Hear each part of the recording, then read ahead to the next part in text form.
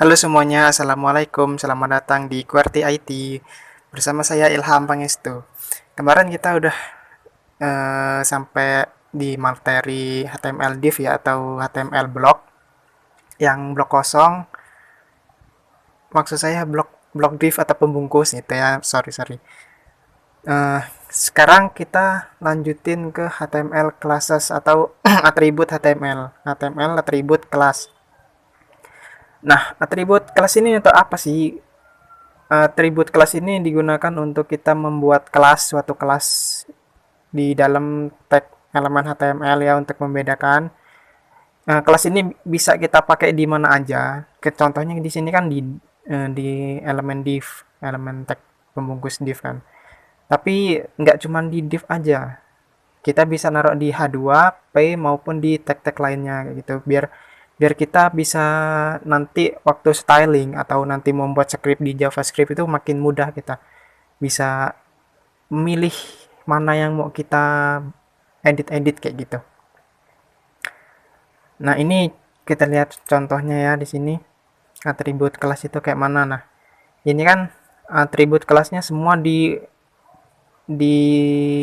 apa namanya? Diatur ke city namanya. Kelasnya city. Jadi kalau misalnya panggil kelas city, nah, kalau di style CSS-nya, kalau kita mau manggil kelasnya itu diawali dengan titik. Titik city kayak gitu ya. Tapi kalau misalnya kita mau pakai elemennya aja, nggak usah pakai titik, langsung aja. Misalnya kalau mau div ya div itu, kalau mau H2 H2, P itu. Tapi kalau misalnya ID, nanti ini bocoran dikit, ID itu pakai pagar gitu kalau mau manggil di style. Nah, ini udah dikasih semua ya kelasnya di sini city. Terus itu diatur propertinya, background color tomato ya semuanya sini. Nah, ini kalau kalau mau tahu ya div itu yang mana, ini berarti semua background color yang berubah ini artinya div. Nah, ini div yang pertama, ini div yang kedua, div yang ketiga. Nah, jadi kayak gitu. Ini divnya, pembungkusnya. Udah diatur kayak gini, warnanya tomato, colornya white, terus bordernya tebalannya 2 pixel, solid berwarna hitam, marginnya 20 pixel. Margin itu yang di sini ya, yang di sini, antara sini. Nah, paddingnya 20 pixel. Ini masing-masing 20 pixel. Nih, ini padding, ini margin. Ini margin, ini padding, salah salah sorry ya. Kalau misalnya saya salah, bisa dibenerin di kolom komentar ya. Oke, kayak gitu penggunaan atribut dari kelas. Terus ini, nah, kelas juga bisa kita gunain di span, bisa kita pakai di elemen span ini biar kita bisa lebih enak lagi nge-styling ya. Soalnya nanti kalau misalnya banyak span gitu ya, tapi kita pengen mau install apa, menginstalkan style yang ini aja, nggak semuanya nggak berubah kayak gitu. Misalnya nih, ini kan ada dua span. Span yang pertama ini kelasnya namanya not. Nah, kalau kita ubah yang ini namanya misalnya satu gini ya. Nah, kalau kita run ini, yang bawah akan berubah tuh, yang ini akan normal lagi. Nah, kalau di sini, kalau kita panggil kelasnya yang kedua, kelasnya namanya satu, terus kita buat colornya biru misalnya, color blue, font size-nya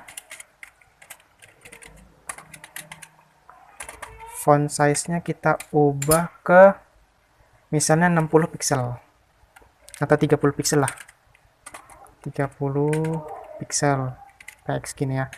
Nah, terus jangan lupa kalau kita udah membuat kayak gini, ditutup pakai tutup kurawal kayak gini. Nah, coba kita run.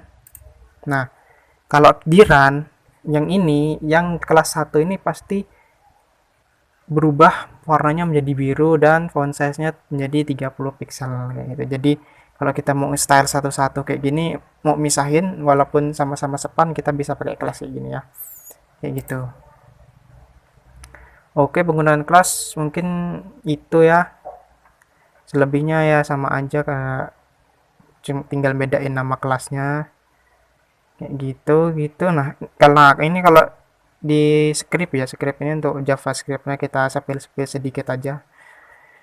Nah, ini kalau penggunaan kelas di JavaScript-nya ini pakai yang namanya fungsi get element by class name atau propertinya dari si JavaScript itu sendiri. Dia kalau mau ngambil dari kelas di HTML itu pakai dokumen titik get element by class name gitu ya, class name gitu. Kalau misalnya kalau ID ya by ID gitu, city kayak gini, sintaknya kayak gini ya. Nggak usah pusingin dulu ini scriptnya buatnya kayak mana. Yang kita tahu cuman kita mau manggil kelas aja di dalam JavaScriptnya kayak gitu. Oke, terus ini ada latihan ya. Ya gitu, kalau kalian mau ngisi silahkan, kalau enggak ya nanti belajarin bareng-bareng di text editor gitu. Nah, yang kedua itu HTML ID atau atribut ID. Atribut ID ini sebenarnya hampir mirip kayak atribut kelas, dia untuk memisahkan atau memberi nama berbeda gitu setiap elemennya. Nah, ini contohnya kan di sini ada ID yang namanya myHeader. Nah, kalau tadi di kelas itu manggil di CSS-nya itu pakai titik, tapi kalau ID ini pakai pagar kayak ini ya, tanda pagar. Ini artinya kita manggil si ID-nya ini. Kayak gitu. Nah, ini perbedaan kelas sama ID-nya. Kalau kelas itu pakai titik, ID-nya pakai apa ini, pakai pagar kayak ini ya. Nah, kayak gini sama aja sih buatnya. Ini pakai atributnya apa sama dengan kutip 2 kali ini. Kayak gitu juga kalau kelas sama aja.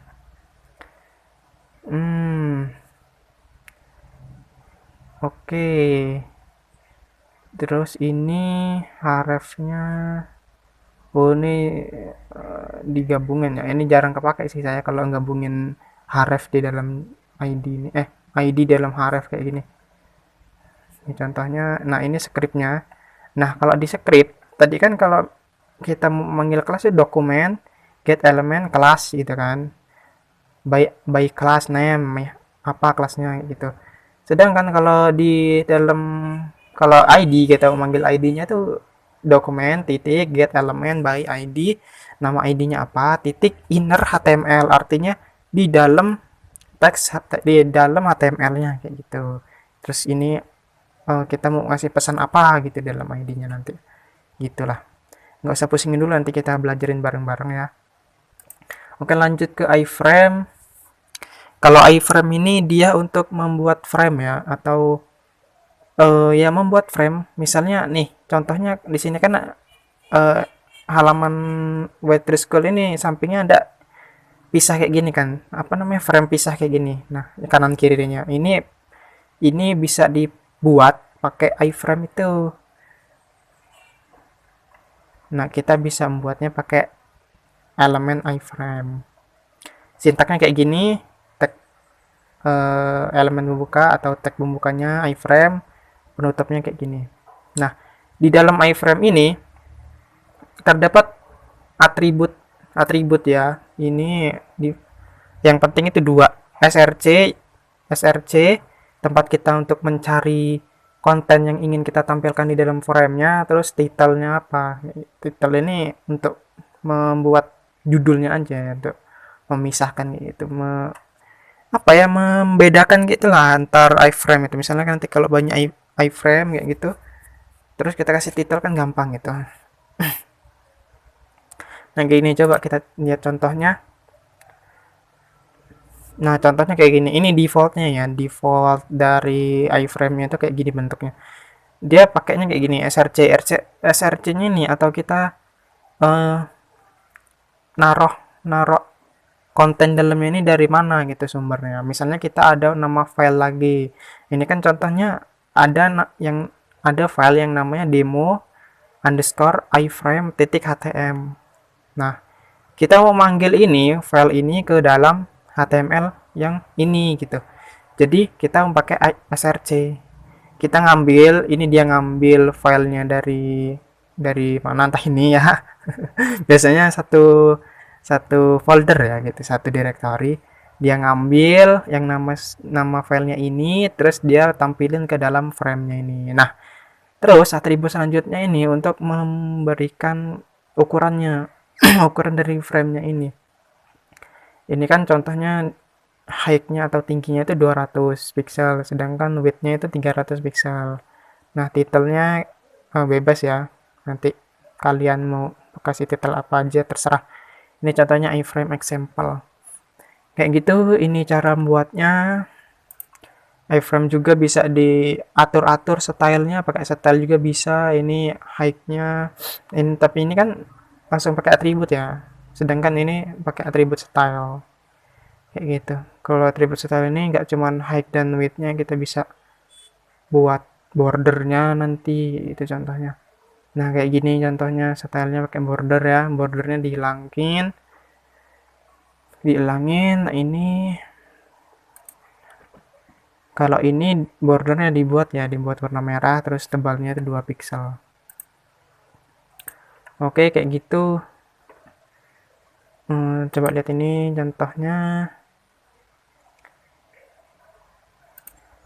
Nah, kalau ini dia diatur width-nya itu 100%. 100% dari halaman ini. Jadi, kalau halaman ini kita atur-atur atau kita ubah lebarnya, dia akan mengikuti lebar dari halaman ini. Width-nya 100%, height-nya 300 ya. Ini bisa pakai atribut name. Terus ini src-nya. Oke, kayak gitu sama aja sih. Kalau misalnya kecepatan atau kalian bingung, tanyain aja di kolom deskripsi ya guys ya. Nah, ini untuk JavaScript atau elemen yang kita pakai untuk menaruh atau meletakkan script JavaScript kita atau codingan JavaScript-nya. Yang pertama itu kayak gini cara membuatnya, sintaknya itu dia pakai tag pembuka script dan tag penutup script. Ini contoh simpelnya ya. Coba kita lihat. Gitu, saya coba jelasin sedikit. Nah, ini kan ada tag p kosong, tag p tapi kosong, tapi dia pakai atribut yang namanya demo. Nah, terus bawahnya ini kita buat script pakai tag elemen script, dalamnya kita panggil ID-nya. Caranya pakai dokumen titik get element by ID. Nah, terus kita buka kurung, kutip 2, terus dalamnya itu ID-nya apa namanya? Demo. Nah, terus titik inner HTML, artinya ini dalam HTML. Nah, terus sama dengan itu, hampir sama dengan kita mau kasih apa kontennya gitu. Kalau contohnya di sini kasih kutip 2, kasih tulisan hello JavaScript. Jadi nanti di dalam browsernya hello JavaScript-nya akan masuk ke dalam tag elemen p. Kayak gini ya contohnya. Nah, ini contoh sederhananya untuk membuat JavaScript yang memanggil ID demo, yang memanggil ID gitu ya. Nah, ini ya contohnya kayak tadi. Nah, kalau yang ini kan kita, kalau inner HTML ini kita kan masukin apa ya, masukin konten ini ke dalam HTML-nya, ke dalam tag-nya. Nah, sedangkan ini kita lihat ya, di sini ada nge-style, kita bisa nge-style-nya langsung di dalam JavaScript ini. Coba kita lihat ya. Kita lihat bareng-bareng, soalnya saya baru-baru ini ya belajar JavaScript, jadi saya juga masih kurang ya, masih awam lah gitu, paham-pahamnya juga kayak orang awam. Jadi kalau misalnya, mohon maaf kalau masih salah. Kalau misalnya kalian tahu, bisa langsung kasih tahu saya di kolom komentar. Nah, coba ya kita lihat. Di sini kan ada yang namanya tag p punya ID yang namanya demo. Terus kontennya di dalamnya JavaScript kan. Nah, inilah pokoknya. Nah, ini pokoknya ada kontennya ya dalam P-nya. Terus script kita buat script, dibuat tag elemen script, dalamnya pakai namanya fungsinya ini nanti kita belajarin ya secara detail lagi di sesi belajar JavaScript, tapi ini untuk ya sedikit sepil sedikit aja lah biar kita bisa memahami tag elemen script ini. Nah, kalau misalnya kalian masih bingung nggak apa-apa, pelan-pelan aja, coba saya jelasin pelan-pelan. Nah, ini kan yang pertama ada dibuat function yang namanya my function. Kayak gini ya, kalau membuat fungsi dia depannya function, terus nama fungsinya apa ini terserah kita ya. My functionnya terserah, pokoknya kita membuat apa aja. Terus kurung kayak gini, tutup buka kurung tutup kurung, terus kurung kurawal buka, kurung kurawal tutup kayak gini. Nah, dalamnya kita panggil ID yang ada di tag elemen P ini. Caranya dokumen titik get element by ID, terus nama ID-nya apa, yaitu demo. Nah, ID ini dalam kayak gini ya, kurung, dalam kurung kayak gini ada kutip, terus tengah-tengahnya sini. Nah, terus ini yang paling penting, titik setelah kita manggil ID ini kita mau ngapain gitu. Karena ini udah ada kontennya, jadi nggak usah pakai inner HTML. Kita mau ngubah atau nge-stylenya tapi di dalam JavaScript. Pakai atribut atau apa ini nyebutnya? Pakai properti atau bentar saya lupa. Properti. Ya, kayaknya properti deh ini. Pakai style, terus titik, font size, properti juga ini. Propertinya dari CSS-nya, font size. Nah, kita kasih value-nya apa? Value-nya diubah menjadi 25 pixel. Ini font size-nya ya. Jadi ininya akan tag P-nya akan berubah menjadi 25 pixel nih kayak gini. Nah, kayak gini ya. Nah, terus warnanya merah. Terus backgroundnya menjadi kuning. Nah, ini diatur ya di dalam fungsi. Jadi ini masih belum bisa kita lihat langsung di dalam website kita karena ini masih dalam fungsi.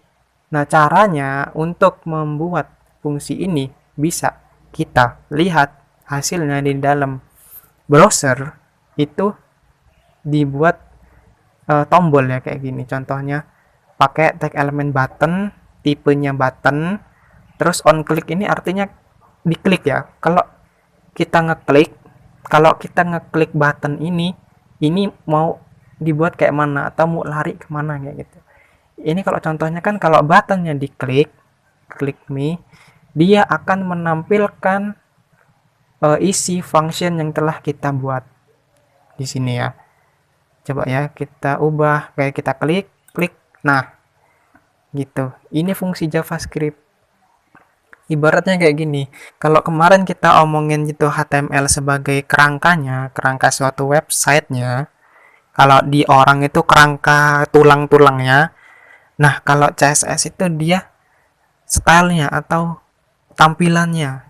Kayak dia pakai baju, terus rambutnya gimana, cukurannya gimana, bajunya warna apa, celananya, sepatunya, dan yang lainnya. Sedangkan JavaScript ini sebagai ibaratnya kalau di manusia itu otaknya. Gitu. Jadi dia lebih bisa buat halaman HTML kita itu biar jadi lebih interaktif lagi terhadap user itu. Jadi user bisa berinteraksi lebih dalam lagi di dalam website kita. Nah, itu gunanya JavaScript ya. Nah, kayak gini pokoknya kalau codingan sintak JavaScript itu dalam script. Nah, ini buttonnya ini di luar ya. Nah, bisa kita pakai atribut yang namanya onClick ini untuk memanggil functionnya. Oke, saya rasa kalian paham ya. Saya harap kalian paham. Kalau misalnya nggak paham ya tanyain aja, jangan malu-malu. Nah, ini yang lebih lebih kompleksnya atau lebih lebih rumitnya nanti. Sebenarnya ini udah masuk ke function, ini udah masuk ke pengkondisian ini ya. Ini lumayan rumit juga. Ya intinya kalau membuat TypeScript atau membuat sintak JavaScript atau codingan JavaScript kita bisa di dalam ininya, di dalam TypeScript. Nah, tapi kalau misalnya di dalam HTML itu kan membuat elemen atau kita membuat apa ya, membuat sintak atau codingan JavaScript kalau di dalam HTML kan membuat file kita itu menjadi lebih besar ya, lebih besar, terus juga akan panjang gitu barisnya. Kalau kita nggak mau kayak gitu, kita bisa juga pakai namanya external link kayak gitu ya. Jadi tetap kita manggil JavaScript-nya di dalam tag elemen JavaScript tadi. Nah, tapi dia manggil manggil apa ya? Manggil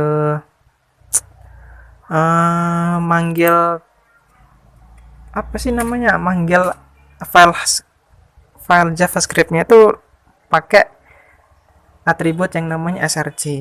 Aduh, maaf ya kalau misalnya saya ngomongnya terlalu belibet atau kurang dimengerti. Kayak gitu ya. Nah, bentar. Nah, contohnya kayak gini. Di dalam tag, di dalam elemen di dalam file HTML ini kita buat, coba ya, contohnya script kayak gini. Script kita buat elemen scriptnya. Nah, kayak gini. Nah, kayak gini ya. Ini untuk saya ngasih tahu sintaknya aja, gimana caranya mau manggil file JavaScript-nya di sini. Nanti kita praktekin di dalam text editor aja biar gampang. Ini saya mau nunjukin aja. Nah, kayak gini kan, pertamanya mau buat elemennya, elemen script. Terus kita kasih atribut yang namanya src. Jangan kebalik ya, jangan scr ya. src kayak gini ya. Terus sama dengan kutip 2. Nah, di dalam kutip ini kita kasih file kita, JavaScript kita yang ada dalam satu directory kayak gitu. Ini dalam satu directory ya, belum pakai URL ya. Nah, ini manggilnya kayak gini. Terus namanya apa? Misalnya nama file JavaScript kita itu kayak script.js. Nah, kayak gini. Nah, ini berarti HTML kita manggil file JavaScript-nya yang dari satu directory ke dalam HTML ini gitu. Jadi bisa diaplikasikan gitu. Kayak gitu ya. Kurang lebih kayak gitu. Nah, itu fungsi tag element script di dalam HTML-nya. Kita udah belajar kayak gini ya, cara gunainnya gimana. Kayak gini. Oke, untuk video kali ini mungkin segitu dulu. Kalau misalnya saya jelasinnya kurang benar atau kurang dimengerti atau gimana, belibet gitu ya, mohon maaf. Terus kalau misalnya kalian pengen ditanyain juga, silahkan di kolom komentar, kita diskusi bareng gitu ya. Nah, insya Allah kalau ada waktu nanti saya kasih video untuk mengenal apa aja fundamental-fundamental dari setiap bahasa pemrograman gitu ya. Oke, segitu aja video kali ini. Sampai jumpa di video selanjutnya. Saya akhiri. Wassalamualaikum warahmatullahi wabarakatuh.